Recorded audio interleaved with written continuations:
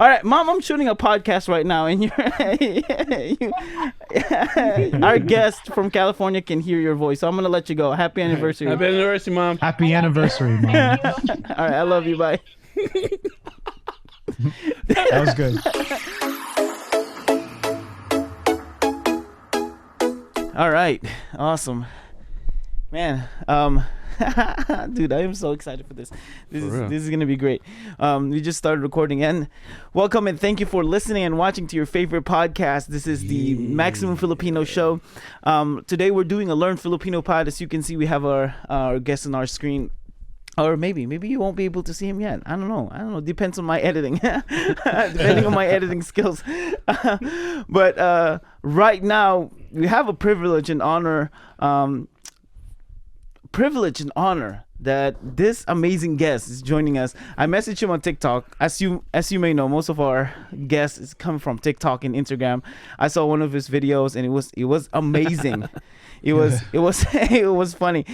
He is the owner of, man, you have a lot of projects. I'm gonna tell you that, and we can talk about that more later. He's the owner of Peace Love Boba on Instagram. He has Tapioca Talk 100. That's a podcast. He has Model. This is so funny. This name is so interesting. Model Packa Games, Cultura Cafe, and a co-owner of Sisig Restaurant. Please welcome Kuya RJ. What's up, man? Yeah. What's up, guys? Dude. Thanks for having me on. Yeah, absolutely, man. Dude. It's an honor. It's a privilege. And you are so quick too. When I messaged you, I said, "Yo, can we do a podcast?" And you're like, "Yes, let's do it." It was awesome. Well, man. First and foremost, dude, I love podcasts. I've been consuming podcasts for like more than a decade now. Mm-hmm. Oh, and nice. I've been waiting for someone to ask me to be on their pod for the first time. So I was like, fuck yeah, dude, let's do it. Yes. Right. Well, I guess that probably answers partially my first question. I usually ask this to our guests because, you know, we're not a big account. Why did you say yes? Besides, you know, you love podcasts. So besides the fact that I've been waiting for someone to ask me to come on. Well, obviously I did my due diligence and I checked out your TikTok. I looked at your Instagram, and then I checked out like a couple of your pods. Yeah. Mm-hmm. And I was like, oh yeah, this makes sense. Like, you know, I don't know, man. Like when an energy match, it sounds kind of woo woo, but like I feel like you guys' energy like was matching mine. So I was just like, you know, I'm gonna give it a shot. Why not? Yo, it's the Filipino vibe. You know, it's gotta be the Filipino vibe. Yeah, definitely. Right. If you're watching this podcast, this is a Learn Filipino Pod. We showcase Filipino talents all over the world.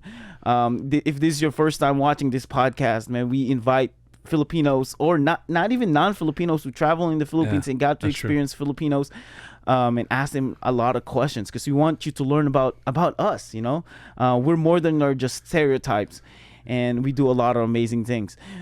Speaking of which, so you have a lot of projects, and you mentioned about this podcast. Let's talk about that first. You're doing the Tapioca Podcast 100, right? Yeah, so it's called the Tapioca Talk Podcast. Mm-hmm. I started it like mid 2020. Gotcha. Okay. It was essentially like my COVID project. Yeah. I think everybody had their thing. Oh yeah. Right. This is COVID project. yeah, exactly. And first and foremost, I can't say that, you know, I'm really good at podcasting or I'm like the best host, but I'm the type of guy where like if I want to do something, I'm just gonna go ahead and do it. So I said, fuck it. I bought all the stuff on Amazon and I started just dialing up everybody that I knew that would want to come on. Yeah. And it's been fun. As like fellow podcasters, like I really love this space. I love talking to new people and just thinking about content. Yeah, nice. That's us. And we were like trying to think like what can be our podcast, because we can talk about a lot of different things. You know, we can talk about TV shows, movies, we can talk you know, to strangers. So we're like, well, let's just all do them. Let's just all do all of them. And so your podcast is mainly focusing on entrepreneurs, because I saw your recent podcast is it's a car guy. I checked out this Instagram. Is that the whole purpose of the podcast? So initially, yes. When I started, I figured I'd just try to focus on what I know best, and that's entrepreneurial like adventures and starting businesses. Makes so But sense. just to be honest, it's hard to find guests sometimes, especially other small business owners. Right. So there's been episodes where I talk about aliens, Conspiracies? Wow. who is Jesus, or Yeah. even just like top 5 Filipino foods. So Yeah. I kind of I put myself in a space too early. It's kind of more of a lifestyle podcast. Mm. Gotcha. You know, like, because I hope to have you guys on one day. Yeah, as a guest on absolutely. my podcast. Yes. Yeah, absolutely. No, because I saw one of your TikTok clips. It's one of your older TikTok clips because you have your bunch of friends, and you said, "Man, it's in the tip of my tongue." And then your friend said, "Well, I used to do this," and they told me to Yeah, do I this, saw and you're like, that. "It actually worked. I remembered." yeah, dude. Do you I just was mainly? also a little drunk, so that's why. Oh, that that makes makes sense. Do you just mainly do it on Spotify, and you don't do podcast like YouTube podcast like this? So I spread myself a little thin sometimes. I Gotcha. try to do video, audio, but I'm with like work plus that I'm just really inconsistent sometimes. So Right. that's why like sometimes I'll just do an audio. But if you go through my YouTube, there are most of the videos are on there. Gotcha. Okay. I know. I mean, this podcast is supposed to be shot like 2 hours from now, and I misread it. I completely misread it. And you are Yeah. in the West Coast. Yeah, this guy was telling me Yeah. at 7:30 in the morning. I was like, man, this brother must be early in the morning. I was like, Yeah. and then it just dawned on him, like, wait, hold up. Yep, I misread that message. Oh my gosh. So he is from the West Coast, and he just Yeah. moved in here with us. Oh, Yeah. cool. Where are you yeah. from, brother? California. okay. SoCal. Yeah. So. Oh, gotcha. I'm in Sacramento, essentially. Oh, so you're right way now. up there. Yeah. Yeah. That's him. And I was telling them, you're actually he's our first Filipino from California, huh? Because we have one from Florida, and then in Canada, and then, which is weird because there's believe you're right. so many Filipinos in California, and we're from Michigan, and there's not a lot of us in here. Like when we see a Filipino, we're like so happy, like, "What's up, bro? Yeah, My- very come few on by brown and-" people out here, man. I know. Very few. Wow. I mean, it's either black or white, either or, but very few brown. Gotcha. right. Let me ask you this: so you're Filipino. Did you were you born in the Philippines or were you born here? I was actually born in Guam, so technically born in the United States. Gotcha. So Okay. Guam, nice. I'm full Nice. Filipino, but my dad was in the military. Mhm. My mom also Filipino. Was living there for a few years, and that's how they met. Yeah, so that's I why I was see. born there. Your mom was awesome. I see your some of mom your is clips with your mom. Really man. funny. Oh yeah. although it's funny because so my mom and my dad are they're both Filipinos, and we moved here 2012. The stereotypes of Filipino moms with the haircut and the glasses and the attire is so 100% every Filipinos. Like when they moved here and they live, like they always have that one haircut that is just short. Because my mom has that haircut. She didn't have that when she was in the Philippines, and then she got it in here. I agree, and I deal with so many Filipino moms in the daily, and it's kind of a uniform. Right. Yeah. What you see from the back is like, yeah, that girl's Filipino, 100%, 100%. So my question was, so you were born in Guam, and then you moved here, in California on what age? Oh gosh, I've been in California since 1994, so I was probably wow. like, I don't know, 8. I think I was 8. Right. And a lot of people always mention, when I talk to Filipino friends, is the phrase Filipino Dreams. Now, my question to you is, are you living that Filipino dreams, or if not, how would you explain what is a Filipino dream? So the Filipino dream I'm just living my dream, period. Yeah. I feel very blessed to be able to do what I want, essentially. Mhm. And the Filipino dream. So my wife, she's an immigrant. We married, I don't know, like 10 years ago. Yeah. So Yeah. Nice. I don't want to speak for her, Right. but we are living the Filipino dream in a sense where we're trying to honor our family for the hard work that they did before us. Nice. Yeah. I mean, it's really subjective because when I married a white girl. My wife and I have 2 kids. Let's go. Right? Yes. I'm just playing. I'm sorry. I'm just playing. No, that's fine. And that, to a lot of our Filipino friends, that is what they think is a Filipino dream. I said, all right. I mean, okay. that okay. Marrying a white girl, a blonde white girl. That's like you my won, dude. Yeah, I know. I don't even care anymore, you know? Like, yeah, I'm good. I'm set.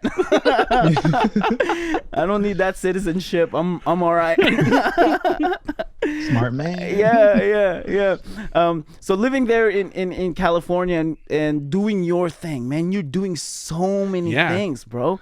You're doing the boba, right? Why boba? Like that's always like a thing to me. Like when Filipinos start businesses in America, I always like, it's usually what? Filipino restaurants, right? But to you started boba. Yeah. So 2 parts to that. I guess most importantly, there was a need for boba where I'm from. Mm-hmm. So I'm living in Sacramento now, but I'm from a town called Fairfield, Sassoon. It's a small town in Northern California. So there was definitely a need for boba. There was maybe one in like a 15, 20 mile radius. Gotcha. And so being someone who kind of grew up in the small business world, I felt a need. And then secondly, my passion is food. Mm-hmm. So I felt like it would be a way for me to kind of start my my food ideas there. Right. Yeah, we had Ate Abby, and I you mentioned that our podcast with Ate Abby, man. She's a great podcast. Thank you. Awesome. Dude, she's awesome. She's so humble and she's really funny. She's really funny. Have you been back to the Philippines? So I think the last time I was there was 2014, so it's been a while. Was that your first time, or? No, my first time was like in 2001. Gotcha. How was that experience? The first time? Yeah. It was eye-opening. It was crazy, man. It was like I understood what culture shock meant the moment I got to where my grandma lives. Right. Yeah. So it's like what was this is always like, it's so interesting to me because I was born in the Philippines, so I was like, it's a normal thing for you. It's a normal thing for me, but how about like Filipinos who were born in other countries? What was that main culture shock that you've experienced? Like, I guess the first culture shock. Okay, so I guess the first thing for me was when I landed and I got out of the plane, it was the smell. It didn't smell bad. It just smelled different. Yeah. And it was super humid and it was hot. That's like the typical answer because there's no way around that. It was hot and it smelled different. Right. Now, when I got to my hometown my family's from Pampanga and my mom. Yes, Kabalen, let's go. Are you Kabalen? Oh yeah. Yep. Oh yes. Oh dude, 100%. Okay. We got a lot to talk about there. Yes. Yeah. Yes. So my grandma's from Lubao. Okay. It's a very rural area, and my mom she forgot to tell me that they were in the process of rebuilding my grandma's house. So they had built this little like bahay kubo as a makeshift place. And I didn't know that we were eventually going to go into the new house. So we went straight to the bahay kubo and I was like, well, it was like a dirty kitchen and then like 2 steps up to this like one single room. It was all brown. It was made with old like wood. And I was like, fuck dude, like this is where we're going to be living for a month. Yes. Like, and then there was no bathroom. There was an outhouse, dude. I was like, oh my God, like what have I stepped into? And I was like 15 years old, like I was just like this spoiled middle class kid. And dude, it was eye opening. Bro, for you, it was the smell. But for me, the moment I stepped out of the door, when I first arrived in the Philippines, it was like, they have a window. I was thinking I was going to jump into a jungle or something like that. I was like, oh, I'll see trees and monkeys. But now I was like, oh, they got buildings. What'd you call us? Did you call us monkeys? No. Oh. No. Yo. No. Come on. No. Bro. I thought I was going to like a tribal like country. But man, when the moment I stepped in, I'm like, whoa, they got windows. Yeah. They got a building. And then a lot of things happened when I learned when I got out to the Philippines because I'm not Filipino, and when I went out there for schooling, I was out there for 4.5 years. No regrets. Love the country. People are awesome, amazing. They're like family to me. But when I first arrived there, I was like, bro, these guys, they have buildings. There's so many cars. I'm like, what? Yeah, that was my experience. I didn't even think about the smell. I mean, I was used to the heat because from the country I'm from, I'm Samoan. So you must know Samoans around. Yes, And on the island, it's the same thing, humid and hot. So I was used to that, but I wasn't used to the idea like these guys, they have buildings. I didn't know that there's buildings. Yo, so if you're Kapampangan, it makes sense why you cook. And you probably your food is probably awesome because that's a stereotype for Kapampangans. We cook, we can cook, and your mom is Kapampangan. Yeah, both my parents are. Oh, both of them, right? Nice. Nah, right on. And so is my wife. My wife's actually Kapampangan. It's No crazy. way. Oh, wow, you just kept it going. I know. You just kept the bloodline. Nice. Yeah, it's crazy. Yeah. Not planned at all. Another stereotype for Kapampangans is we eat dogs. That's like the main thing. Yeah. And Really? that's not just a Filipino thing. It's like just a Kapampangan thing. We eat dogs. Yeah. Oh, when I went out there to your home place, I didn't experience any offers of dogs. Just balut. I mean, that must have been back in the day, dude. Like, it's, like every time I've been to the Philippines, I've never haven't had any offers of dogs. I feel like they like so awkward. It's like, hey, do you want to eat dogs? Like, no, they won't offer you that. Speaking of food, exotic food. What were some exotic food that you've tried when you were in the Philippines? I think, man, nothing too crazy. I think have you ever had tinola tugak? Tugak. Oh, that's a frog. Yeah. Did I say that right? Yeah, you did. You did great. It was just really exotic for me because, they didn't really do anything to the frog. It was just like a frog inside the tinola. There was like the skin was still on. Oh no! Like they gutted it. You know what I mean? But like once again, dude, this was like in the rural area. Yeah. Just straight up got some frogs and just threw it in there, and I was like, oh. Wow. Yeah. And then I went to the Sabo. And we lost. Yes. We lost. So we didn't waste the rooster that lost. We turned it into like some fried adobo or something. But then, what was the craziest thing? Later on, I found out that, the people who run their roosters, they shoot up their roosters with like these crazy like hormones. And steroid. Yeah, the steroid. They're and I was like, I ate that. And I was like, why would you do it? That's not a good idea. That's new for me. You know, steroids your chicken. Oh yeah, 100%. Yeah, we even like something. Yeah, when we sell it in the market, like in the dirty market, we shoot like water in them so it looks bigger and thicker, but it's just all water. Yeah, Water-wise I get, but steroids, man. I thought you guys everything had natural, man. My life was a lie. What I've been eating. I think just specifically for the fighting. Roosters. Oh, I was gonna say. The cockfights. The cockfights. Yeah. Okay. Yeah. Steroids for the cocks. All right. So you I saw you trying to learn our language. I see you trying to learn Tagalog. I saw some videos that. Opo, Kuya, opo. Was it difficult? Was it tough? No, I'm still struggling, man. I've been trying to learn for like the past 4 years. Like I was using an app. I bought a book. I tried to immerse myself in the culture, and I'm still struggling, but I feel like I'm getting better. I'm getting better now that I'm forcing myself. Better than me. So you're doing great. Yeah. I was going to ask you, the 4 years that you spent there, were you able to have like a conversational type of Tagalog? Just enough to get by and not to get swindled. But kid you not, because for you, I don't know if you had that experience when I was out there. That when they first look at me, I was brown. I was like, okay, he's probably Filipino. But the moment I speak English, I was like, oh. So they try to give me higher deals when you go out there in the market. They try to swindle you, try to give you a higher deal than the actual market price. But the moment I say certain words in Tagalog, I was like, oh, dang it. So I knew how to get around. I just know how to get by jumping on the Jeep. It's like, para po, bayad po, makano, stuff like that. Just enough to get by. But unfortunately, I didn't learn the whole language. He can understand though. But like he knows if people are talking about him. Yes, I do. That's really cool. That's really cool, man. Yeah. I think the biggest struggle, and I saw this in one of your TikToks, is when you're doing the tenses.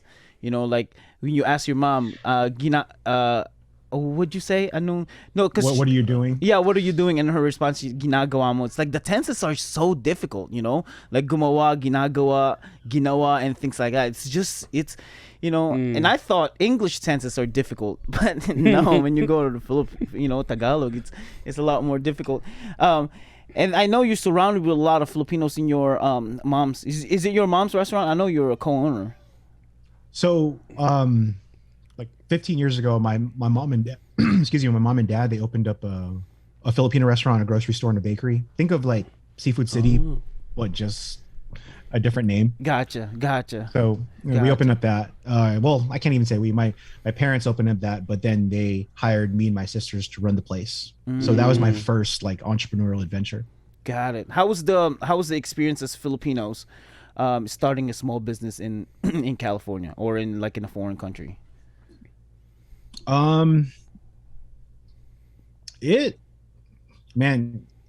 Overall, it's been great because, my dad, being the businessman that he is, he had a vision and he realized once again for a grocery store and a restaurant, there was a need for that because most of the Filipinos from my city, they were driving 30 minutes away just to get some sinigang mix. Yeah. Yeah. So my dad was like, all right, let's do it. And he did it in a big way. And the community has been amazing because we started this crazy store with so many stories and the craziest shit has happened. But overall, man, like the Filipino community has supported us for 15 years. And wow, I feel so blessed that I can say that, Yeah. I was going to ask you if you get more support with Americans than Filipinos, but by the sound of it, you got a lot of support from Filipino communities. Nice. That's good. Yep.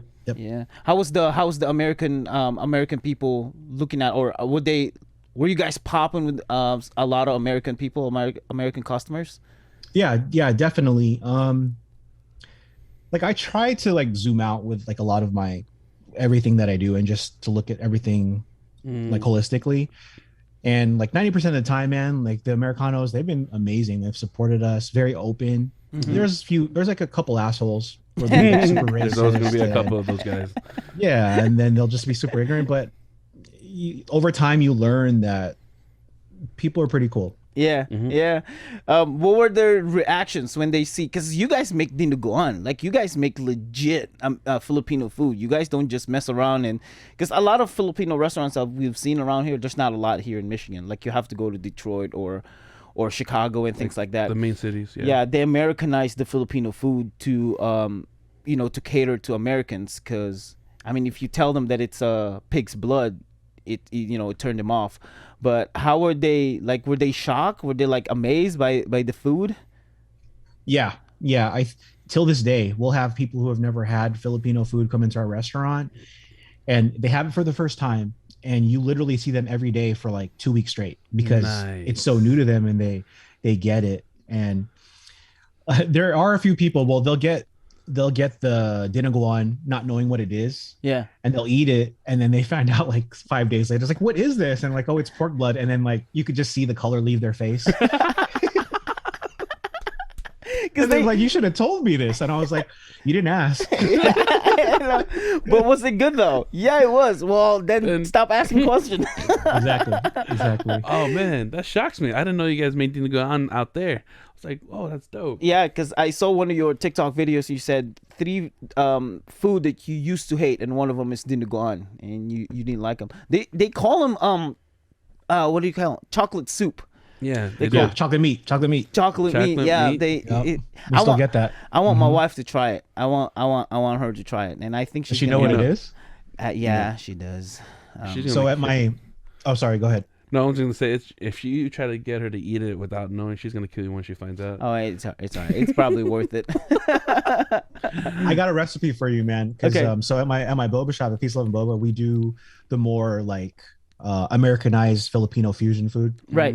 So I did a really easy, not easy, but like a palatable dinuguan. Yeah. And I put it in some tacos with some red pickled onions. It was amazing. Oh. And I didn't use any of the innards, so it was just pork shoulder with pork blood, garlic, onions, and then I put it in a little soft taco shell. It was amazing, dude. Maybe Dude, you can try. You can start off with that. That That works. sounds good. That works. Yeah, dinuguan. I'd never thought of that. Dinuguan and taco, soft taco. In a taco. I'm yeah, hungry now. that makes so much sense. I got a recipe for you, man. Just let me know, dude. Dude, All right, yes. all right. Yes, I try to experiment as much as I can. Like Waka, because he's Islander, he loves spam. Like that's like and I'm Filipino, and we love spam. It's like, yes, that's, it works. when we have spam in the Philippines, we're like, yeah, you are in the upper middle class. And then when you get here, you have spam? What is that, dog food? My wife was telling me they would display the spam on her like windowsill for the guest. Like, like because you would get it sent over to you from all of your American relatives. Yeah. And you would only save it for special occasions. And back home we're just eating spam on the regular. It's interesting. Right. So since you're a Filipino and you're a chef, a Filipino cook, what is, in your opinion, I asked Ate Abby this, what is, in your opinion, the most underrated Filipino food? I mean, overrated Filipino food. Overrated Filipino food. Man, people are gonna hate me for this. I think it's lechon kawali. Oh, really? Yeah, it's good. Yeah, I think it's really good. Not lechon like whole pig. Yeah. Oh, I know. Yes. Kawali. Yep. I think it's a little boring. I think it's a little boring. Yeah, it's good for what it is. You can appreciate the pork belly, deep fried. Gotcha. But I don't know. Maybe me just being the chef. I see. I'd want to like spruce it up a little. Like when I eat it, like I'll do it the classic way. I'll boil it. I'll deep fry it to get the skin crispy, and then after I chop it, I'll put it in a steel bowl and I'll season it with some dry rub. Now, maybe people will hate me for that, but I just feel like it could be better. Oh man, dude, I love it. I mean, yeah, it makes sense. I mean, they eat it with the sauce because there's no taste. It's just usually. I like sauce too, man. Don't get me wrong, I'm a sauce guy, but I have an uncle who's Puerto Rican, and I remember we gave him lechon, and he's like, "What the fuck is this, dude?" Because he's Puerto Rican, and they take pride in their roasted pig. Right. And he was telling me all the things that he was doing to it, and I was like, "Well, that makes a lot of sense, dude." So I started experimenting with pork belly, and I was like, "This could be so much better." Right. Yeah. So. I mean, it's true because if you go to the Philippines, you did go to the Philippines, Filipino food, it's mainly. I can say this because I'm Filipino. I don't really care if they hate me. They use bechin a lot, MSG, and that's the main, usually the main seasoning in the food. Besides salt and pepper, but bechin, like they put bechin in so much of their food. But yeah, it makes sense with the lechon kawali. I didn't even think of that. Yeah, because with Abby I mentioned adobo, and that's like the epitome of Filipino food, and I said I think it's, I thought it was. Yeah. No, I saw that. I mean, I guess, but if I'm going to be honest with myself, I love chicken adobo. I love pork adobo. I eat it all the time. So overrated? I don't think so, man. And like I see it every day not every day anymore because I'm like splitting my time between all my businesses. But when I'm at my parents' restaurant, dude, chicken adobo is our top seller every day, no matter what. So it's not overrated. I don't think so. Yeah, I saw that video. No offense to Abby. Yeah, I saw that video when you were going around asking your relatives. You said it's a family business, right? So they're my relatives. Some of them just like my team members. So you were asking them like the last food in the world you'll eat or something like that. They were saying either adobo, and the other was other meals. Yeah, the little kid said sabaw and rice. Yes. So, you were trying to get a different answer out of the kid. He's like, no, I want sabaw and rice. That's it. Yeah, I know. Yeah. I wanna ask you more about the other side. This is like, your the business thing that you're doing is way so broad that this side of it is just, it makes you think like, really, you're doing this? It's the gaming thing. You're doing the model Packa. Is it the model Packa? Right? Yeah. Model Packa games. Model Packa games. So explain to us more. What do you do with this? Because I saw your content, but for the sake of our viewers. Okay, so are you familiar with tabletop games like Magic the Gathering, Dungeons and Dragons, Pokemon? Oh, Yep. okay. Yeah. So essentially, think of us as a place to provide some tables to play those games and a space to buy the tools that they need by way of cards to win tournaments. And that's essentially what it is. I mean, the way I see it is like we run like a gambling hall for like Dungeons and Dragons, Magic the Gathering, except we just pay with credit instead of money. Yeah. No, when I saw that content, I was like, man, so he's doing food, he's doing podcasts, and then gaming. I mean, it's awesome because we love tabletop games, but it was just it didn't fit with the whole whole thing that you're doing. I saw on your IG account, you started off with food at your latest your post, and I'm like, okay, he's all about food, awesome. The next thing you know it, I see Boba, and the next thing podcast is like, whoa. I'm lost here. Everything doesn't match up, but it makes sense now because you're an entrepreneur. So you're like about a lot of things, and one of the things I do respect is entrepreneurs. And yeah, what led you to do all this? Is it because your whole family is just entrepreneurs, or do you love to do business, or what led you to do that as well? So let me start from the beginning. I got a funny story with that. So yeah, I was never a really good student, but being Filipino, I had no choice but to go to college. And hold on. Is it to be a nurse? No, actually, so my parents they're not as traditional as one would think, but definitely I had to go to college. Gotcha. Yeah. They kind of realized, since I wasn't the best student, they're like, you could just choose whatever you want. They weren't going to force me to do something like nursing. Yeah. So they said, go ahead and do whatever you want. So I remember looking at the whatever it was, the guide for majors. Yeah. And I didn't look at what the majors were. I looked at the least amount of credits to graduate. So I was just trying to get the hell out of college. You just try to get the bare minimum. Okay. Because I remember having that conversation with my mom. She's like, no matter what, you better finish. I don't care what the hell you choose. Yeah. So I was flipping through the book, and I saw this thing called entrepreneurship. And it had like, I don't know, like let's say 100 credits compared to the 300 you needed to graduate as a doctor or something. So I said, okay, I'm going to be an entrepreneur. Right. Not knowing that I'm going to be doing what I was doing. I think it was just the stars were aligned.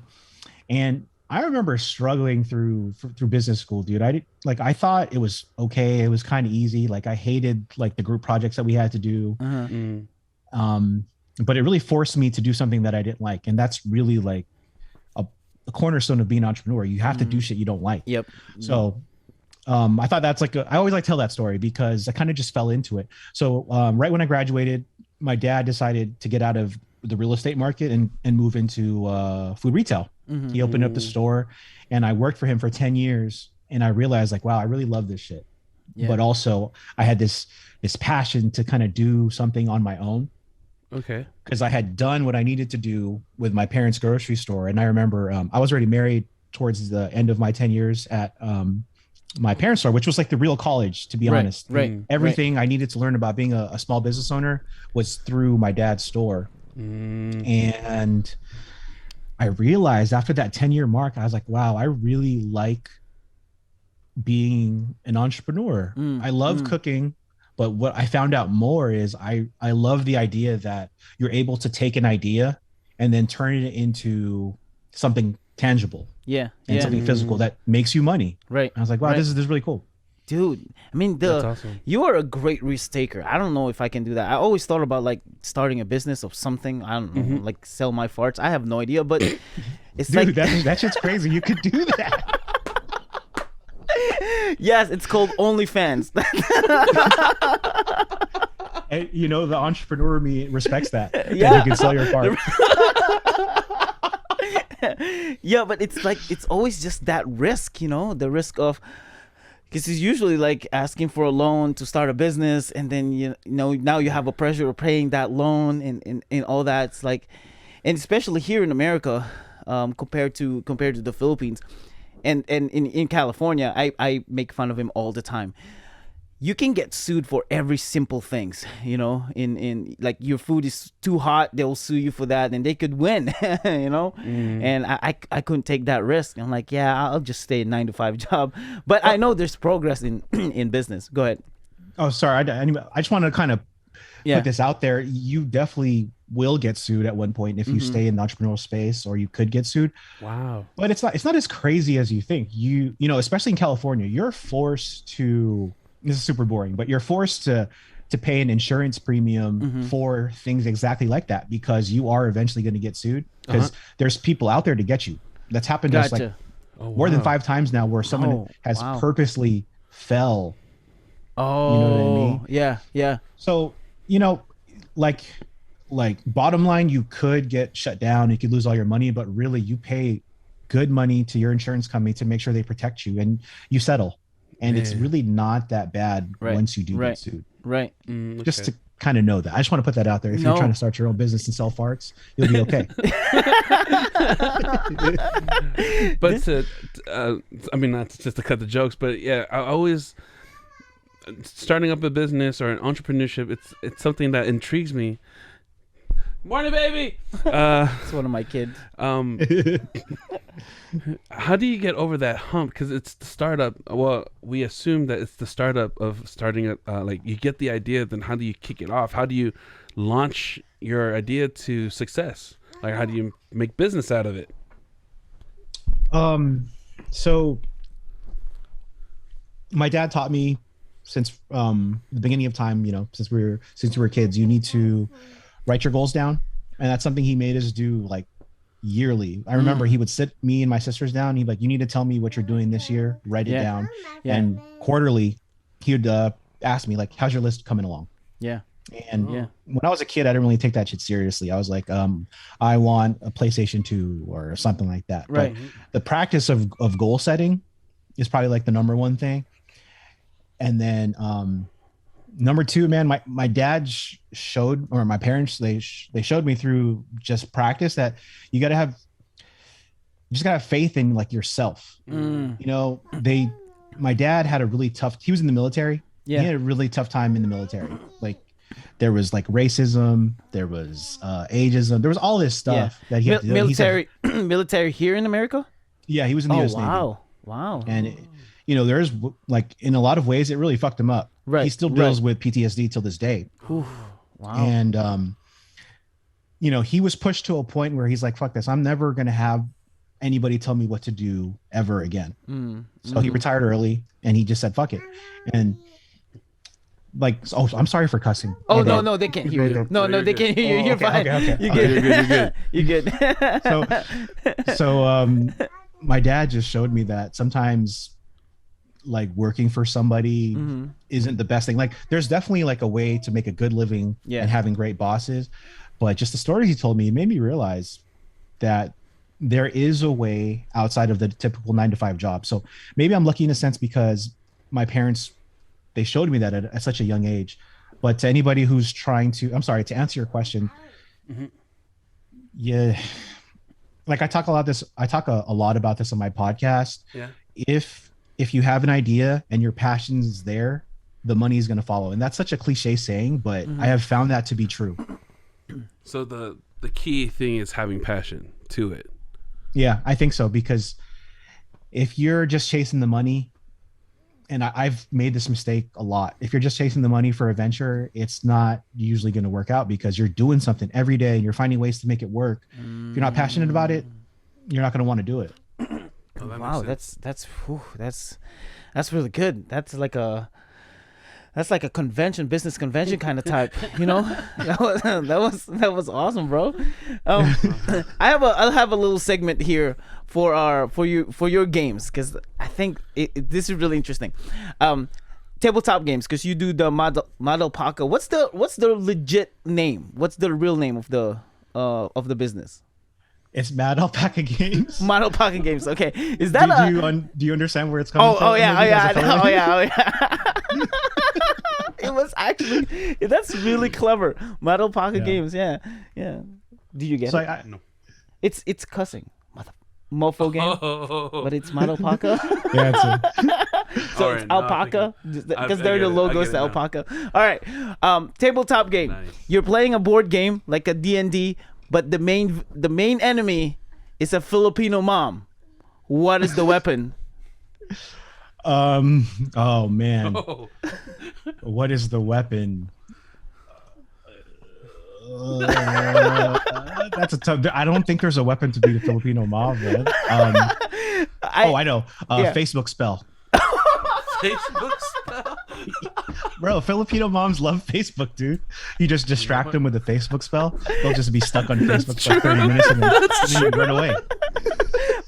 How about if they're holding a shoot, there's a way like Filipinos beat up their kids. It's yes, Filipinos beat up their kids. Whether you're in the Philippines or America, when they discipline you, they don't just send you in your room. They hit you with the chinelas, right? A sandals. There you go. Yeah, that would be a Filipino mom weapon. I thought about the You want to speak in the mic? Sorry. I thought about the shoes or the sandals, but Yeah. he came up with a good one, the Facebook stuff. Facebook stuff. Is that how you would beat the Filipino mom, or is that how the Filipino mom beat you? That's how you would beat the Filipino mom. Okay. So what But would be the yeah for a Filipino mom? yeah To choose. Oh, okay. My bad. I misunderstood your question. No, Yeah. So for sure, chinelas. Uh-huh. But if it was my mom specifically, it'd be a wooden spoon. yes, a wooden spoon. Ultimate attack. Filipino mom's ultimate attack. Spanking the butt with the wooden spoon. I thought it'd be some kind of guilt trip, like trying to say. Never mind. Yes, the silent spell. The silent spell is killer. Yeah, you're right, dude. You're right. Oh my god! I want it to be the belt. You know, they will like whip the belt and then fold it in half. Oh man, yeah. We come from a different generation, man. We come from a different generation. That's my mom, and because I remember my dad will, like, when he disciplines me, he smacked me in the butt, right? It still hurts, but when it comes to moms, my mom will just hit me, whether she hits me on my arms, on my legs, on my face. It doesn't matter. Like, she will just start hitting me. I'm like, okay, I'm sorry, because I'm a mama's boy. Yeah, don't get me wrong. I was raised like that too. Getting whipped by the belt, the shoe, or whatever they can throw at you. Mm-hmm. But that guilt trip, they beat you up. They say things to make you feel bad and make you feel so hurt. I'm like, Yeah, just beat me up. That silent spell is something else, man. Yeah, it's more than just the I'm not mad, I'm more disappointed. No, we don't get that from our moms. We don't get the I'm just disappointed. Yeah. I'm not mad, I'm just disappointed. All right, let's talk about your social media content. So right now you're on Spotify doing your podcast. You're also on YouTube and Instagram. But I also noticed your TikTok account. What is the whole game plan with your social media content? What is the whole idea of doing it? Okay, so in July, my wife and I were actually going to be moving to the Philippines for a year. Oh, okay. Roughly. Oh, wow. Nice. So we're adopting a baby due in July. Oh, nice! Congratulations, bro. Nice. It'll be our first child. Yeah, that's awesome. So we're adopting my son. We found out a few weeks ago. Nice. In July. Yeah. And this is something we've been wanting for a long time. So mind you, my wife and I, we have. So my wife is co-owner of all of our businesses. We do it together. Got it. So I got shout out to my wife. Like, I'm not doing this alone. If Got anything, dude, she's like the real brains of what we do. So we have multiple businesses, and this is going to be the first time in 15 years that we are just going to leave our managers and all the people that we trust to do their thing. Yeah.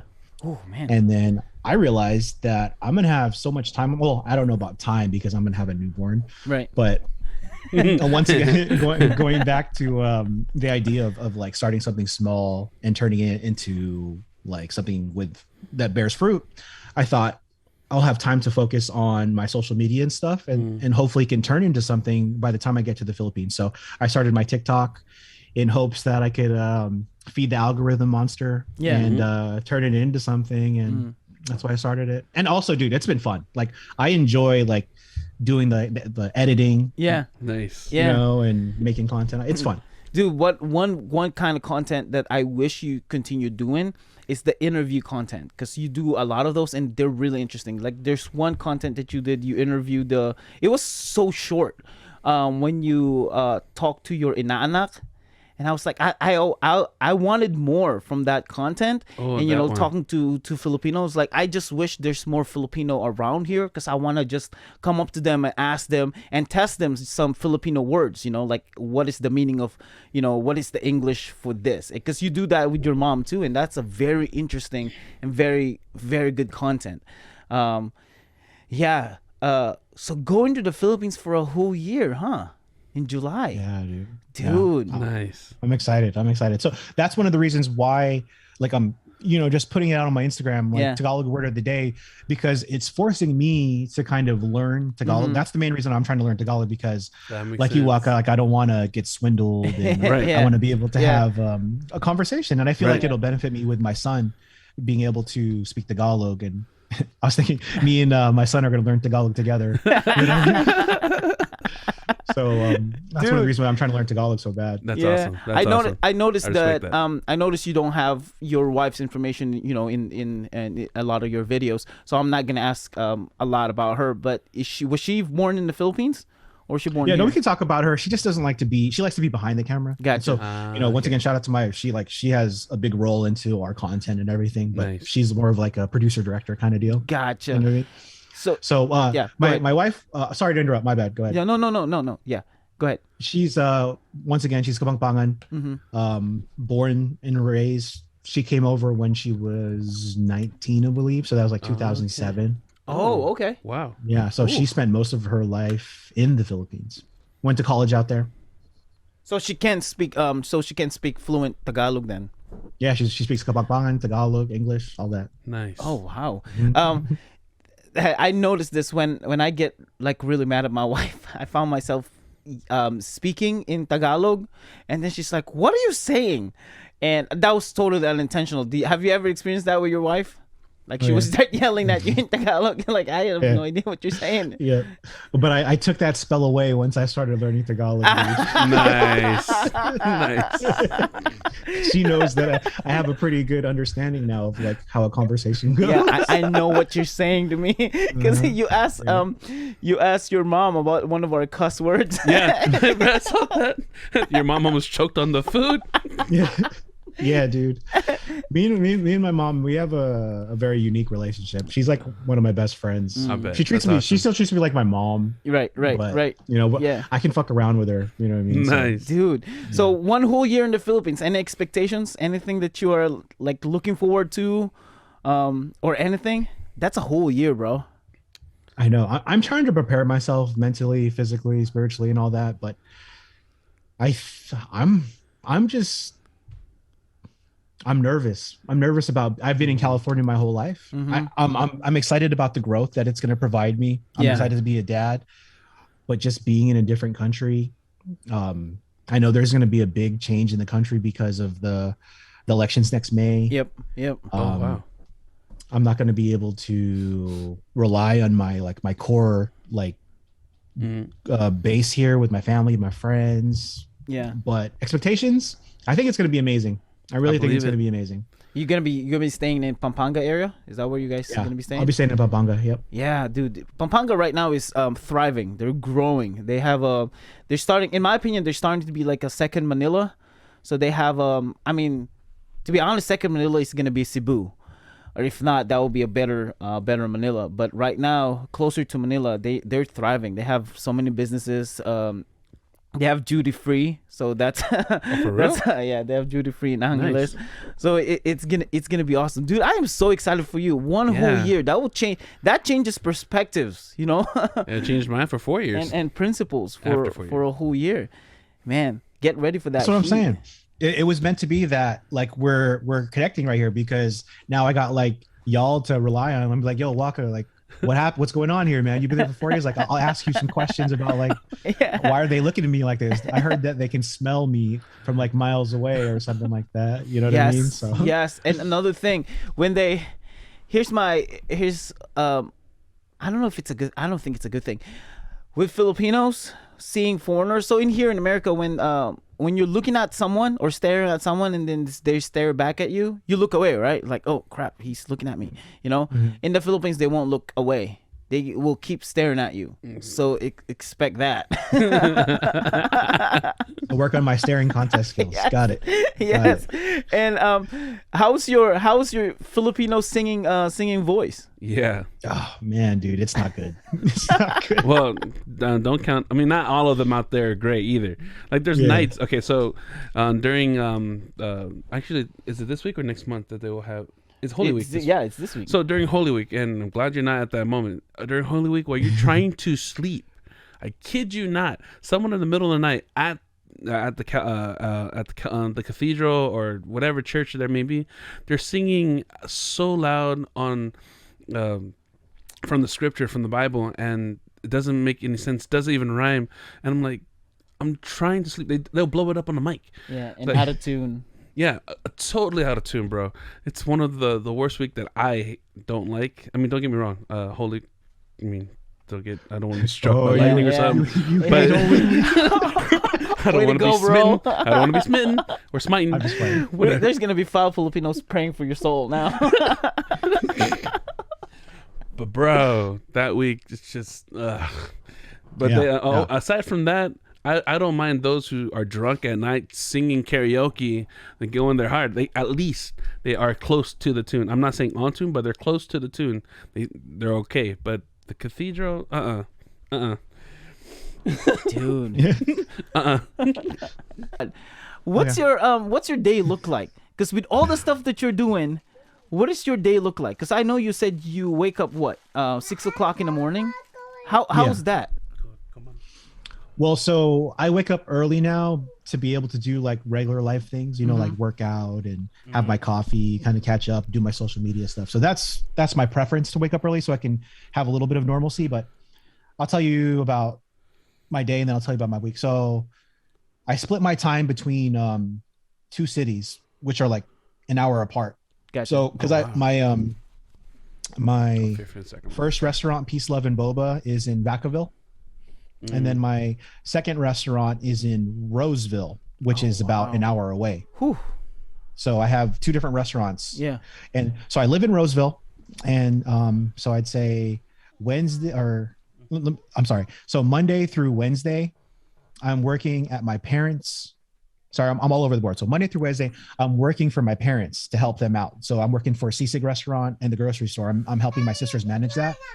And then also at the same time, while I'm there, I am keeping an eye on my boba shop, Peace, Love, and Boba. But really, they don't need me much. I just make sure that it stays afloat. Yeah. So, and because those 2 restaurants are in the same city. And then Thursday through Sunday, I'm with my wife in Roseville cooking for Cultura Cafe, which is my second restaurant. And then my partner at the game shop, he pretty much does everything that needs to be at a Packa Games. So really I manage that business through the phone. Really my brother-in-law, he's doing it all. But to answer your question for the day, I wake up 6 a.m. I do my thing till about like 9 a.m.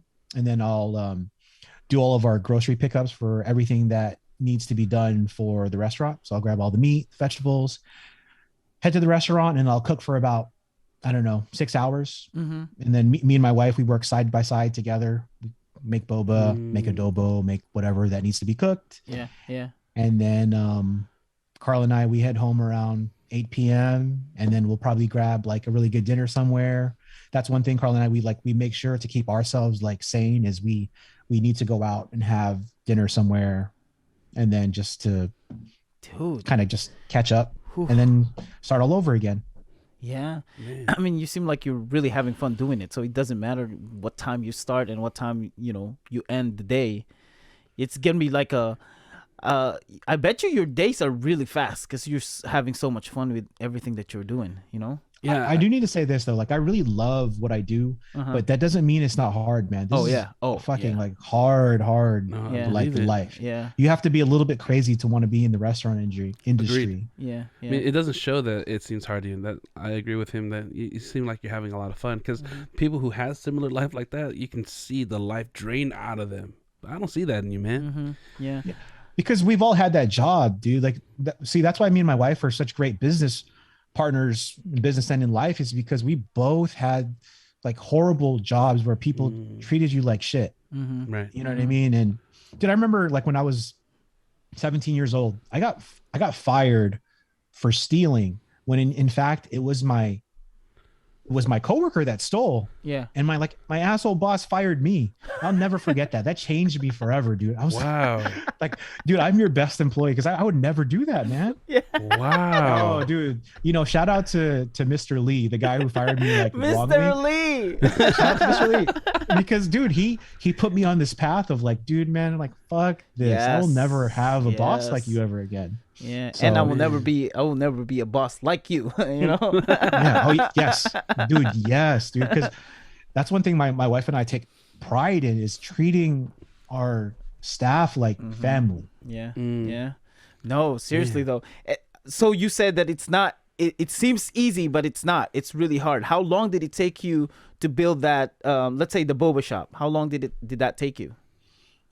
So with Peace, Love, and Boba, it took us 5 years, brother. I remember when I opened up Peace, Love, and Boba, I thought I was going to have 5 of those by the first year. I'm very, I don't know. I dream a lot. I dream big. You know what I mean? Yeah. So I thought I was going to have Peace, Love, and Boba Yeah. throughout the whole world, like real fast. But, you know, that's not the case. It took us 5 years to be able to open up another restaurant, because we want things to be done the way we did it. So we took our time. So it took about 5 years, but I think that's just because we're very picky on how we want things to be run. Yeah. Right. But with Cultura, our current restaurant, and mind you, we opened up Cultura 2 weeks before the pandemic. Whew. 2 weeks. Yep. Wow. So that was one of like the biggest learning lessons and the scariest things we've ever done, man, because we had our grand opening on February 17th, March 15th. We didn't know what the fuck we were going to do. Damn. And dude, I remember we had one day, it was like March 16th. We opened our doors. Nobody came in. Ooh, wow. Dude, that's like one of my worst fears. Yeah. Like I always like have that in the back of my head. Like, will customers come to my store still? Yeah. Right. You know, so Shoot, bro. that one, it took us 2 years to like 2 to years. stabilize. Look, we're about to move to the Philippines in a few months, and we're going to leave it to our staff to run it. Dang, bro. 2 years, Cultura. I can't imagine like Americans trying to pronounce your restaurant's name. What is that restaurant's name? Cultura? Cultura? Cultura? Can I have the chicken adobe and the lumpia? Toby. My wife's dad loves so my dad cooks adobo. He mixes the chicken and the pork, so it's chicken and pork adobo. So my wife's parent call it he said, hey, that food was really good. Can I have some, what do you call that, Ebola? Ebola. Is that Ebola? I said no. It sounds like a disease or something. Yeah, adobo. Man, businesses, bro. I want to pick your brains in how you get all these businesses and how you get so passionate with all these stuff. I wish I have that when it comes to business. I don't. You do though. You do, man. I'm telling you, fucking do, because like I'm just an idiot who's like stupid enough to be able to chase their dreams. So I mean, Right. you guys fucking do that too, man. Right. Well, because I consider this the podcast thing as a business too. You know, like I hit up a lot of people. I hit up, you know, people like you who has social media, and it's I was telling Walker this. I have to pass the idea that what if they say no, or what if they don't respond to me? How would I react? Like at first I'm like, well, I'm discouraged now because nobody wants to be a guest in our podcast, until I realized, no, I only hit up 5 people. I have to hit up a lot of people and ask them, hey, can you do a podcast with us? You know, I love your content, like the things that you're doing. And then eventually out of that 50 people, one of them or 2 of them will say, yeah, let's do a podcast. Yep. And I think that's, you know, it's the same way, probably not as close, but that's the same way with the business that you're doing. You know, you started, you open up for a whole week, you only have 1 or 2 customers, but eventually that 1 or 2 customers will tell other people, their friends, hey, there's this place called Cultura and they have adobe in there and it's really good. Let's go and check it out, you know. No, exactly. You have to put in the work to bear fruits. So Yeah. and once again, like being like a shitty podcaster and having a not good show, I understand that having a podcast is a business and it's something you can grow and turn it into something amazing. Yeah, that one whole year is gonna be interesting for you, bro. Yeah, I'm looking forward to it, man. It's gonna be fun for you. Great. It's gonna be great. What is as a business-minded entrepreneur? So you've been to the Philippines multiple times. What is one business that you think will thrive in the Philippines that we have in here in America? Me and my wife were just talking about this yesterday because Nice. that's one thing I'm excited about is to learn the Filipino market. Yeah. And we do actually plan to invest. So perfect question. Being in the food space, and I could be wrong. I haven't been there since 2014, but my wife was there last year. Like I make a dope ass burrito. Like I take pride in making really good burritos. Yeah. That's like our main thing that. at my business at Peace, Love, and Boba. Yeah. Like we make some like fire ass burritos. So we were thinking, we start off real small and then we just introduce like just some interesting like burrito concepts in Angeles. I don't know what part of I'm born from I'm born in Angeles. Oh, so maybe I can perfect. So maybe you can tell me if I'm wrong or right. But yeah. We're thinking maybe like we start off because I think what my wife said, there's only one Chipotle in Manila right now. Yeah, it's fairly new too because it's I don't know if I should be putting this out there because people are going to steal my idea. But we could do like a Chipotle style, dude, like burrito stand maybe, and then maybe I could. That's what we were thinking. No, for a business. No, I agree because there's only one Taco Bell that I know of in the Philippines. Right? In Trinoma, right? Yeah, it's in Trinoma. And then I didn't even know they had Chipotle there. This news to me right now. Right, and Subway is just starting up in the Philippines. So in that whole space, you're right. Man, I didn't even think of that. That was good. I'm gonna write it down real quick. Good luck, man. I don't have that business idea. So no, probably not. One business that I think, and it blew my mind when I moved here in Americas, we don't have Cold Stone, like the Cold Stone kind of perspective, like market in the Philippines. We have ice cream, but not. Have you been to Cold Stone? Yeah. Yeah, it's expensive. But we don't have that. I thought that would be an interesting market, right? Wouldn't you think? Yeah. Maybe I'm gonna steal that idea as well. we can That would work, dude. I know, right? Like, what's the most popular ice cream place in Philippines right now? I can't even think. I have no idea. Well, they love frozen yogurt. That's what they love. And then they buy ice cream from those sorbetes, those guys pushing ice cream carts. Okay. And the dirty ice cream guys. Yeah. Cream guys. What do you call those? Is it dirty ice cream? Like salt ice cream? I don't even know. That's what my wife called it. She called it dirty ice cream. I think in the Philippines we just use dirty in everything. We have dirty market, dirty kitchen, dirty ice cream, dirty people. We just put dirty in everything. For the most part. I mean, we take showers like what, twice a day, 3 times a day. Definitely. Yeah, we're fairly clean. But yeah, there's no business for ice cream like that. One whole year, bro. I'm so excited for you. That's gonna be life changing. I cannot wait when you I'm gonna try to find Abigail out there. Let's link up, yes, dude. Let's do some content. Yes. All right. Yes. Dude, did you see her that she's getting on what is it, feature? Yes. Or eater? Yeah. I was like, yo, that's she's stepping dope. up, bro. And guess what she made? Lumpia. Yeah, dude. Oh man, but yeah, see, like, she's dude, stepping up. you're with Erwan now. I was like, you are doing it. Right. She made lumpia yeah. halo halo. Like the whole concept is halo halo. Let's make a lumpia out of it. And dude, y'all had her on your show. So I know, Yes. that's man, dope. kudos. Dude, thank you. Yeah, I'm telling you, if you message her to do a podcast, she will respond right away. Yeah, and I think she will be good as a guest too for your podcast. For what you're doing in business, because food wise, you both do. You both cook. She loves food. She's very particular with food. So go for it. I love how she cusses because I'm a big cusser myself. Have you seen her TikToks? Yeah, dude. Yeah. Yes. Inspiring. Dude, I was dying when y'all asked her that question about like food after sex. I was like, oh my God, I can't believe you asked her that.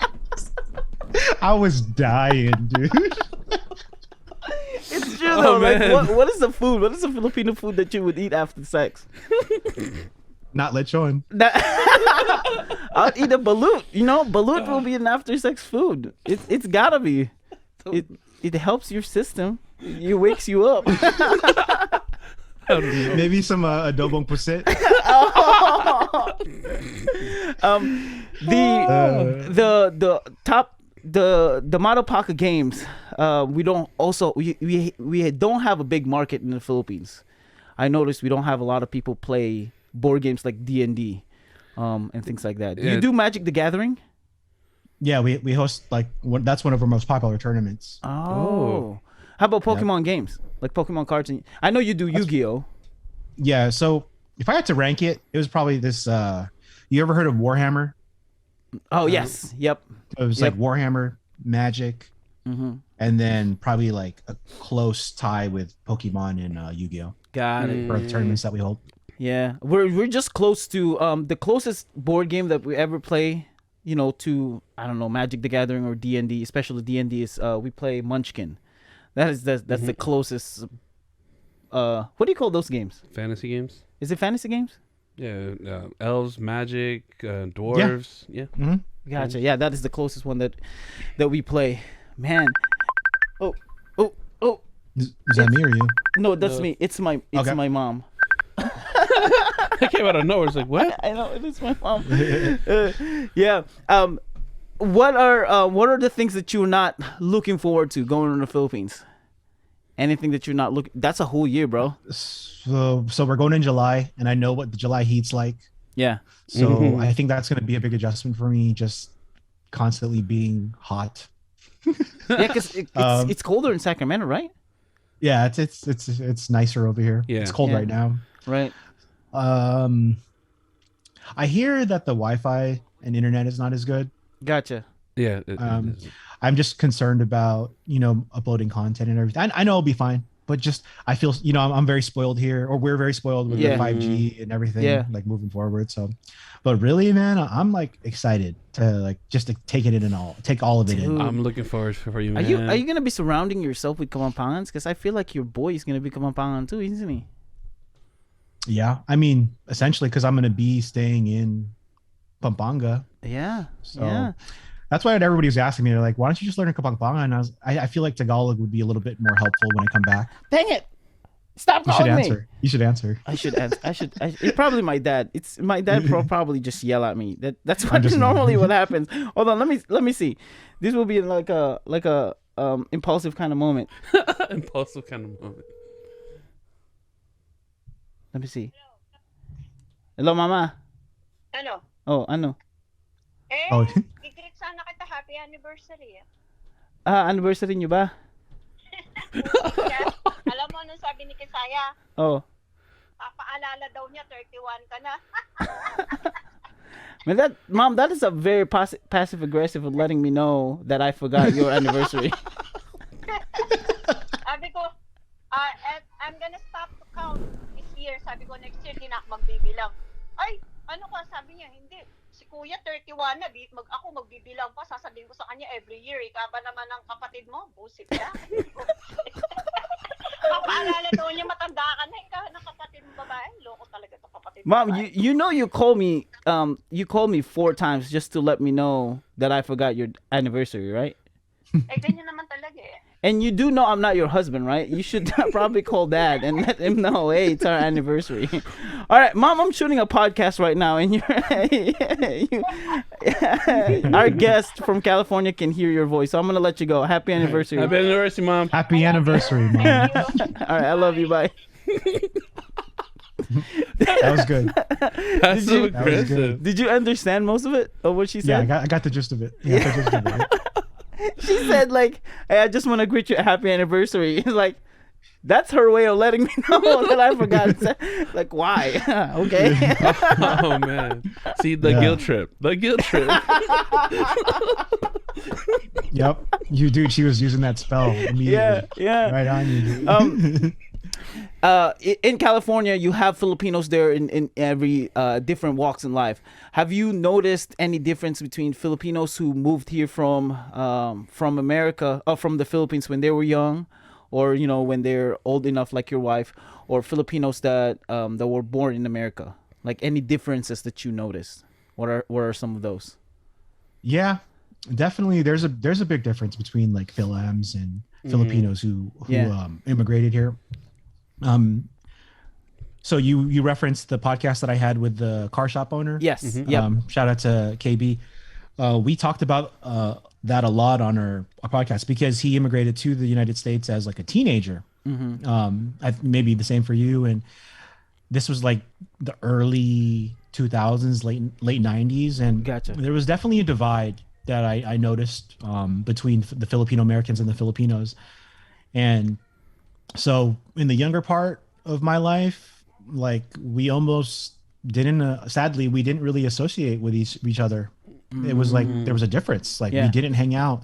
There was like the Filipinos from America and the Filipinos from the Philippines, and we were just like these two different groups instead of coming together. Wow. So, and thank God for, the grocery store and restaurant that we opened. I was able to work side by side with them. And then, I ended up marrying my wife, who is straight up from the Philippines, to actually like truly learn my culture through them. But I think to answer that, the biggest difference is really just, I guess, the language barrier, because talking to a lot of the Filipinos who didn't have that as their first language, they were really just concentrated on how they sounded.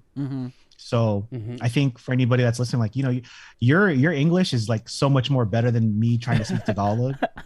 So I got so much more respect Tim, for after them. 10 years though. This is after 10 years. I know.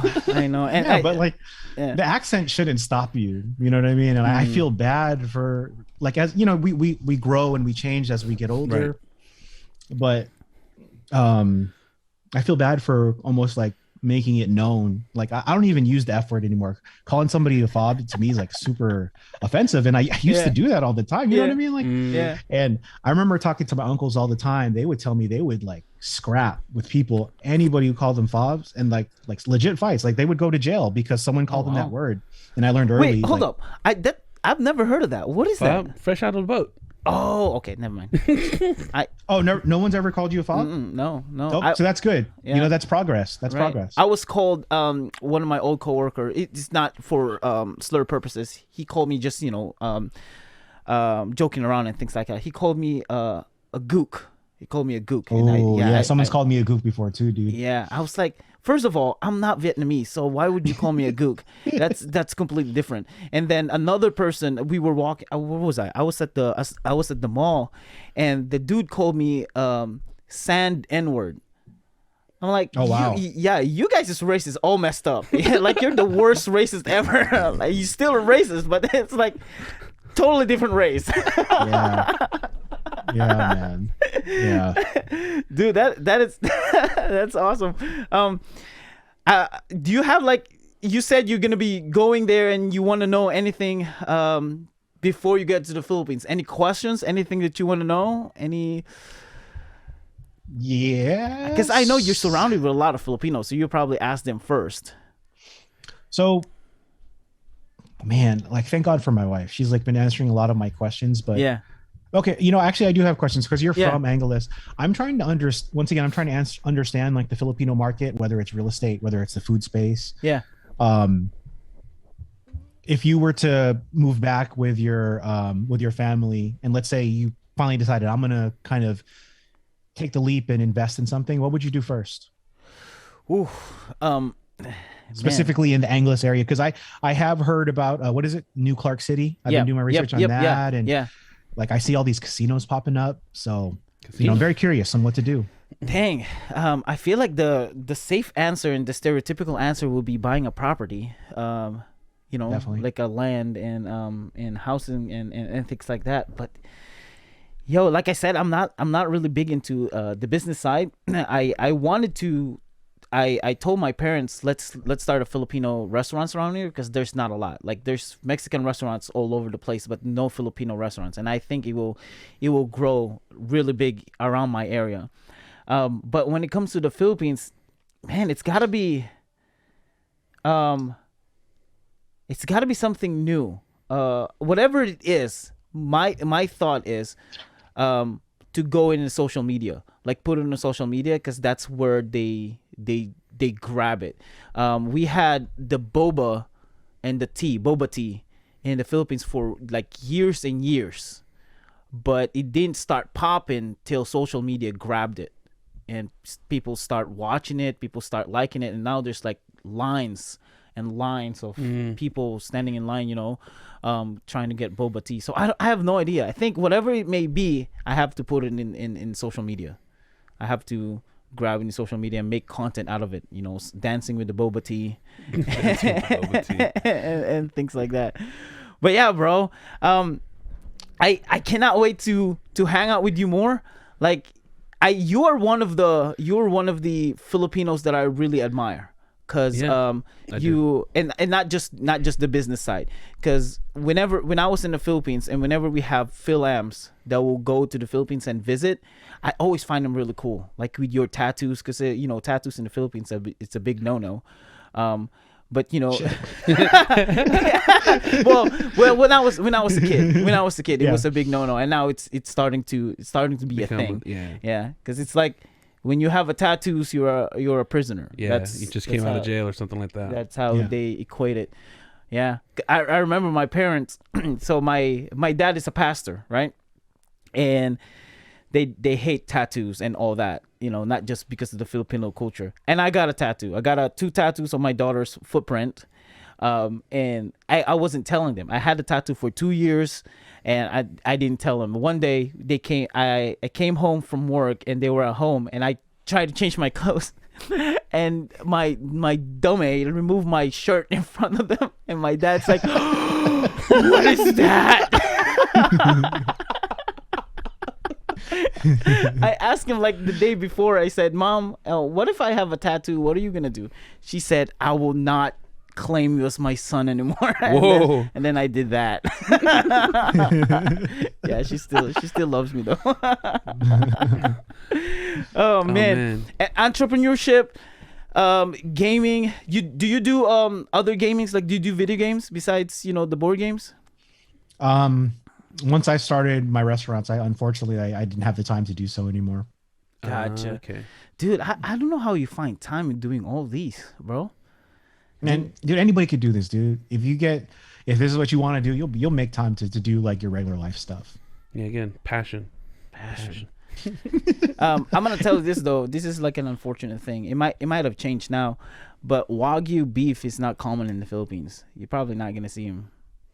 And I know you do Wagyu, and yeah, I mean, dude, honestly, like that shit's so expensive. Like the only reason why like I put on my social media is because it's so expensive. I don't eat it all the time. But you know what's crazy? I did it in my restaurant once. People are willing to pay the price point for like a $50 burrito. Holy dude, smokes. For our 5-year anniversary at my boba shop, I did Wagyu burritos. I had to sell it for $50 for one burrito. And I'm not making any profit on that. No, wait, how big is the burrito? Oh, it's a pretty fat burrito, bro. But it's only, you were getting 5 ounces of Wagyu in that burrito. Oof. But dude, $50 just to break even. $50. And people were paying that shit, dude. He will pay for that. I would.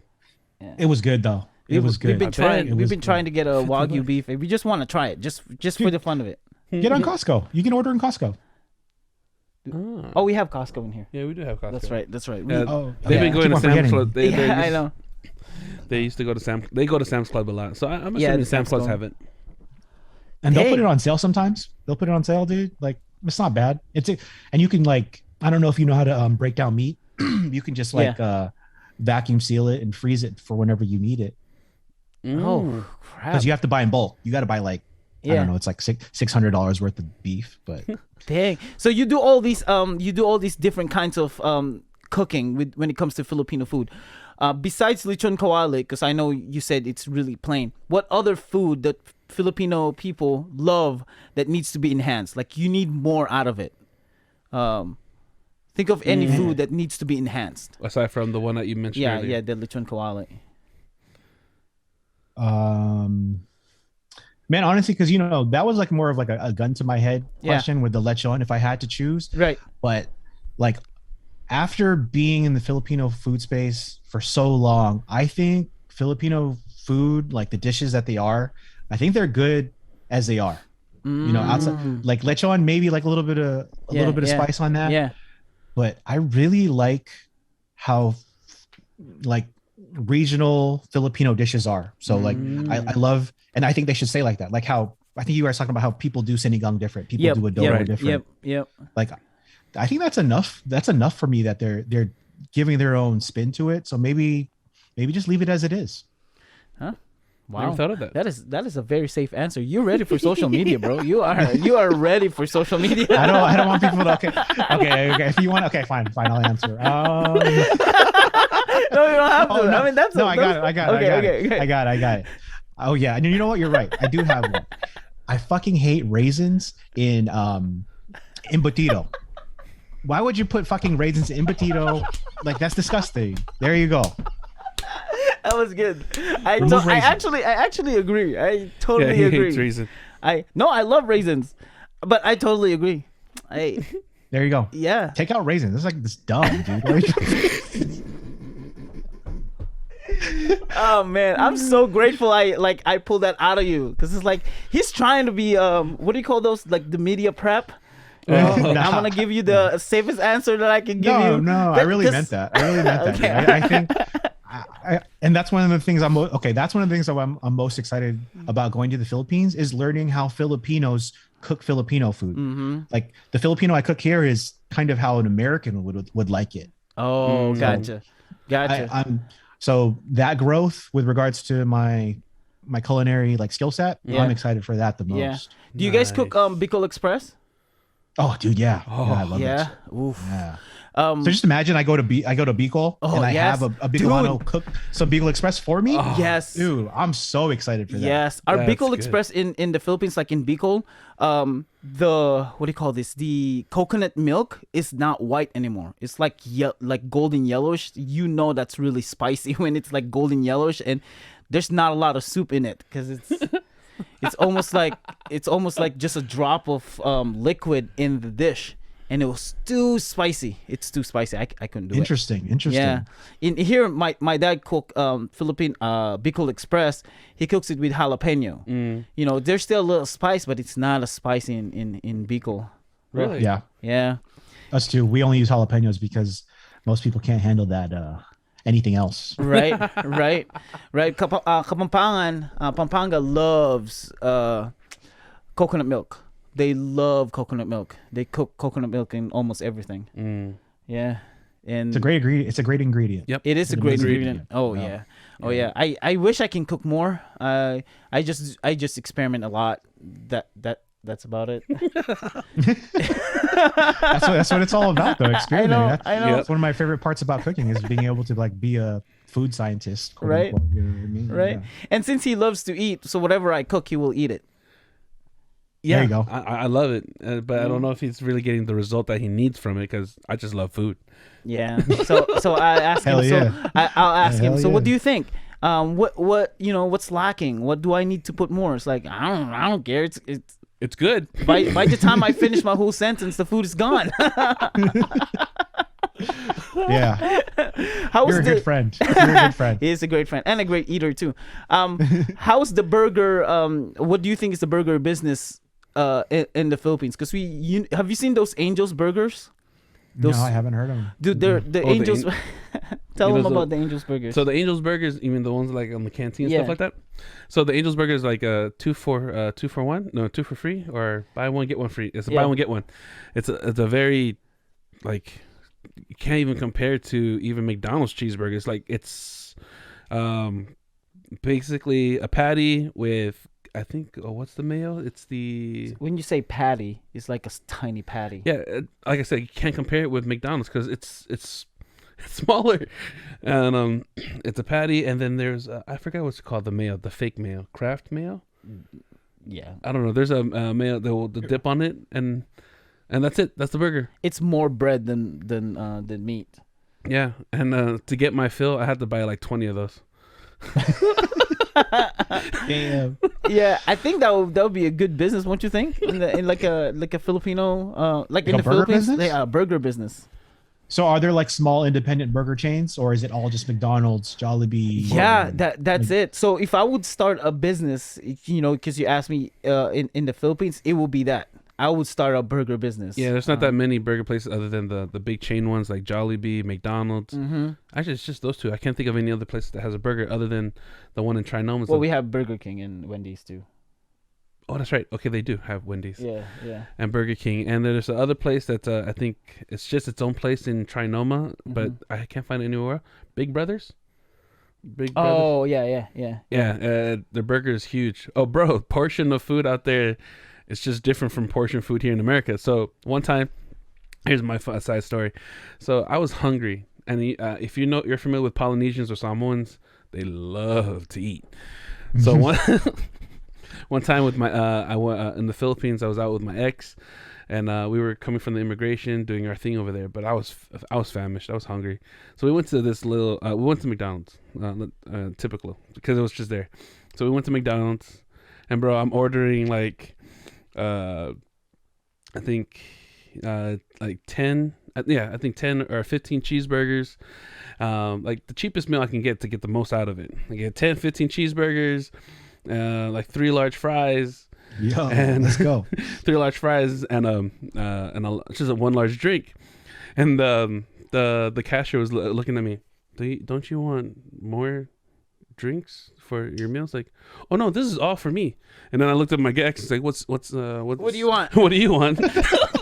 Bro, Dude, he was smashing the food, and everybody in the restaurant was staring at him. Even the security guard with the M16 looking at him like, how are you shoving that in your face? Bro, I was going ham on it, just eating it.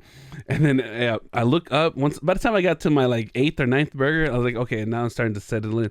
I looked up, I see, like he said, the security guard. I see the cashier, because I decided to eat right up on the closest table to me. It was in the front. Bro, I was like a sideshow for everyone. They were just looking at me like, where the food is going. I love that, dude. I love that. They love small portions. I'm eating my portion, of course, but food out there, they make so much food, but they sometimes they eat so little. Yeah. America tends to do things like in excess. You know what I mean? So I think we've been trained, because I'm with you, man. I could down 10 burgers for sure. Nice. So they don't even do the in McDonald's or Jollibee, they don't do the free refills. And then their larges are small, or I guess medium here. Yeah. I noticed that the last time I was there, it was like, there's no refills. I was like, what is that? You go to the cashier, here's my cup. For what? Yeah. You want me to throw it away? Oh man. Yeah. Like the first time I saw the McDonald's large cup, what is this? This can feed my whole barangay. Like this, Even over here, this is so much. I couldn't do it. I couldn't. Yo, I got it. So, yeah. Yo, me, you two, we started business in the Philippines. We started a burger joint, right? Just imagine, you have just a small, like, open kind of stall, right? Yeah. And then it's just this long grill. And then it's just me, Waka, CB, and we're just grilling patties in front of our customers, right? Uh-huh. And then we got custom buns being made from the local Pandesal shop. So they're just bringing over the fresh buns. I don't know how to source beef yet, but our beef will be the best we can find. And then our tomatoes, our onions will also be from the local vendors. So everything's just fresh. And it's just a simple burger, but quality ingredients. And then we'll bring in real mayonnaise. You know what I mean? And then, real man. our burgers will be huge. Just be like one giant ass burger. That'll be our business. Let's do that. Yes. I love it. I love it. What will be a good chills. What will be a good thing too, because I don't see this at all. I lived in the Philippines for 21 years. I've never seen it. The only time I heard about it is when, besides movies, is when I moved here. Like trucks, like taco trucks, like put the burger in the trucks, like food That's trucks. another one. That would be. Oh yeah, dude. That's is there a a business. movement of? Is there like a food truck thing yet? Not one. Nothing. At least of not that we're aware of. Not one. Well, that wouldn't work because wouldn't you just get stuck in traffic before you even get to where you need to go? Then you sell food to the people that are stuck in traffic too. That's it. That's it, dude. We find the traffic. Yeah. We find the traffic and we get stuck. And then people just sitting there waiting. I was like, Oh, and then we have also in the truck, we deploy motorcycles and scooters to be able to deliver. Oh, dude, we got something. I'm writing this down. Yeah. I'm writing it down. I'm writing it down. love it. Oh, this is dope. Just small Filipino, and we hire like those children that knocks on the window and asks for coins. Dude, yeah. We'll start a syndicate. We'll start a syndicate. We'll start our own syndicate. Let's do it. Let's do it. Yes, dude. That's a perfect business right there. And you find every traffic everywhere, you know. And Dude. you can just put your car in park and you're all set. All of these, like, so you have a big ass truck and all these little children just flutter out. That would be awesome, man. That's so bad. That's so bad, dude. It's no, they won't just flood around. You open the doors of the food truck, and then just little people just coming out and delivering food. Hey, but they're gonna be paid well. They're gonna have benefits. Yes, All right, yes. we're gonna take care of their families. Yes, know what I mean? exactly. That's it. It's gonna be. I think that's a business. Yeah. Dude, we're yeah. gonna do it, man. Yo, Kuya RJ, man, you've been a blast. You're awesome. Likewise. Dude, we're looking forward to guesting your podcast. Yes, we'll definitely do it. We can talk about our more about our experiences and how we started this whole thing, and ask you more about your entrepreneurship, because maybe that will encourage us more to start it. I've been wanting to start it. I've been wanting to start something, to take risk, and because I think as human beings, not just for Filipinos, we're not meant. I hate the idea of working and dying just a 9-to-5 worker, you know.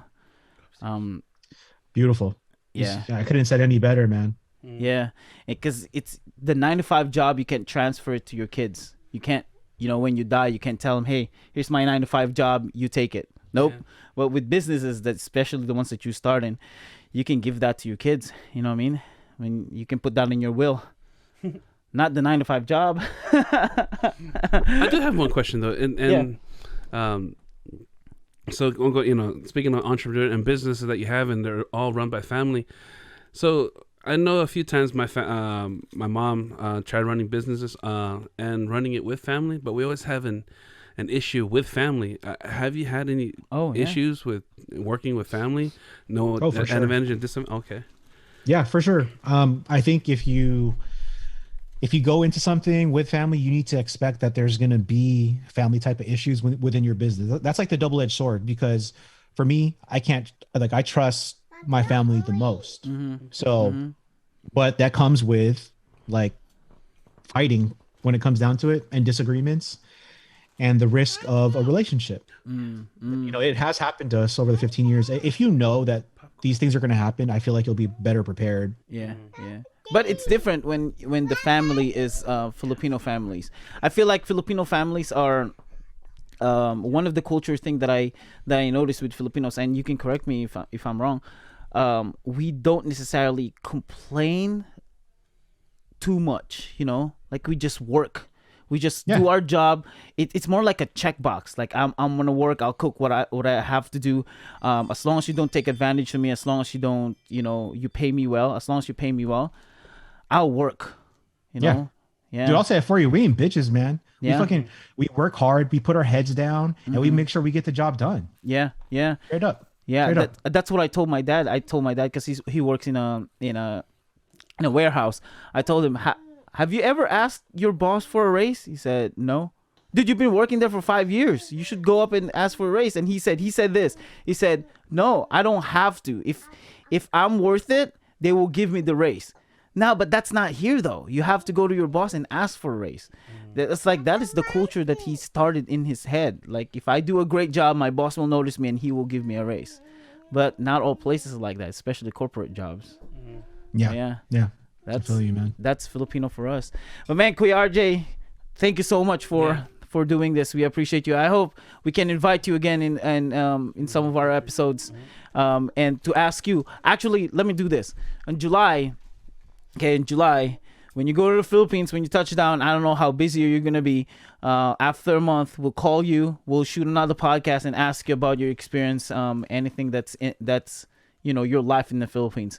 Or maybe we can do it like after that whole year experience. And then we want to call dibs on the first podcast that will interview you, your first, your experience in the Philippines for that whole year. Because I think that would be an eye-opening for a lot of people. I'm bringing all my podcast gear. I'm going to continue to podcast when I'm out there. So nice. Yeah. Let's fucking do it, man. Dude, I appreciate you for doing this, Kuya RJ. Promote yourself. Where can people find you in the social media world? Yeah, sure. So my TikTok is Reese John with 3 N's. So that's ReeseJohnNNN. My Instagram is rjohnski. So that's RJOHNSKEE. And then I think through those 2 avenues, you can find everything that I do. Yeah, and you can find his link tree in there. There's no OnlyFans, at least not yet. But It's tomorrow. It's tomorrow. But you can find him there. Your YouTube though is not in there. I would. Yeah, it's on the link tree. It's on the link tree. Oh, is it? Yeah, it should be. That's right. Okay, Yeah, you have it just just the icon. But yeah, you can follow him there, and man, he provides a lot of good stuff, and it's not just the usual funny podcast, but it's so informative. Your entrepreneurship podcast is really good. It's really, really good, and we listen to like entrepreneurs left and right. But yeah, your stuff is really good. So go listen to him. Go check out his Instagram. Comment down below if there's any questions, anything that you guys wanna say. Subscribe and tell your friends about this podcast. We appreciate you again, Kuya RJ, and to all of your viewers for being here. We'll see you guys later. Bye. Peace out. Bye. Thank you guys. Thank you.